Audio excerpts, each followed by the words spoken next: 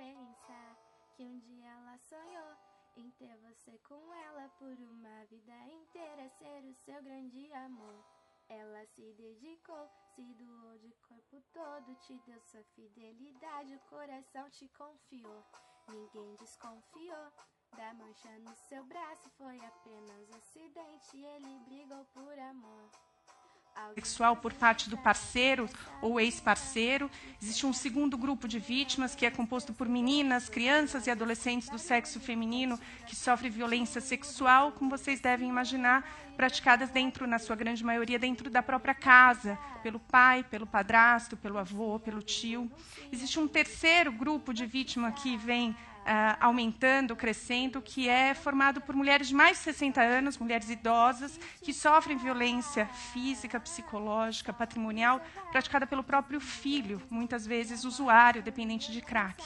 Então, vocês podem perceber que são três realidades bastante distintas e que exigem um olhar, uma atenção e uma estratégia de enfrentamento bastante diversa, porque se é tão difícil orientar, conscientizar uma mulher sobre a necessidade de romper com o silêncio de um relacionamento abusivo, violento, e buscar ajuda, denunciar, vocês imaginem vocês convencer e orientar, conscientizar uma mãe sobre a necessidade, muitas vezes, de denunciar o próprio filho. Essa é uma realidade muito mais difícil para nós.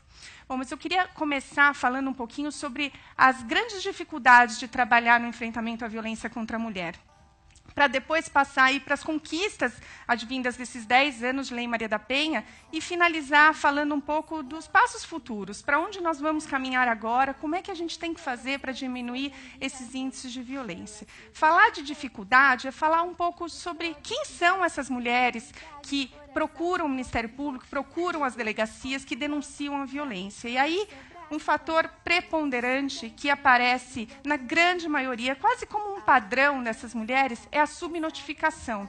A tendência das mulheres ainda é suportar por um longo período a violência dentro de casa até que consigam pedir ajuda. E essa é uma realidade que não é do Brasil, é uma realidade mundial, acontece em todos os países. A gente conversa com profissionais de diversas áreas que trabalham no enfrentamento à violência contra a mulher de outros países, eles vão dizer exatamente a mesma coisa. As mulheres tendem a sofrer vários episódios de violência até que consigam romper com o silêncio. Por vários fatores, né? Entra aí, muitas vezes, a dificuldade da própria compreensão dela própria como vítima. Algumas mulheres têm dificuldade de compatibilizar aquele relacionamento abusivo, violento dentro de casa, com violência, né? Não se compreendem como vítimas de violência.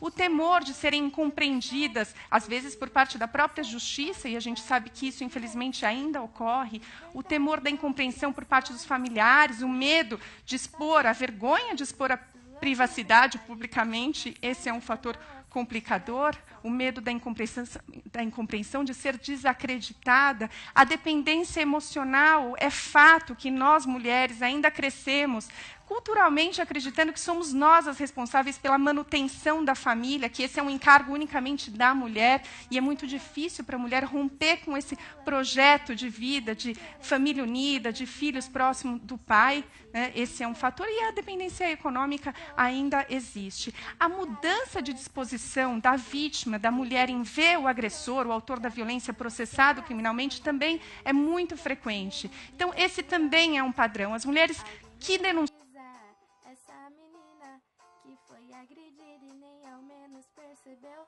Do outro lado ouço um barulho, é tiro atrás de tiro. O resumo era ciúme, o marido dela bebeu e continua a mesma vida.